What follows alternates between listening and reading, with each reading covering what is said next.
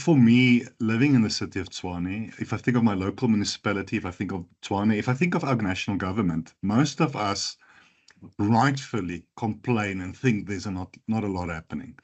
But there are pockets, many pockets, and people I deal with on a government level who are exceptionally smart and who are doing incredible work. And we know that the good news is never published. It's all the bad news. And there's a lot of bad news, but there are things happening. We don't always see it. I mean, the corruption, all the other stuff is so huge that it's almost, the sun doesn't even shine through the dark cloud. But people like Amelia and others across government and even some of the entities working with government are doing great work. We just don't know about it.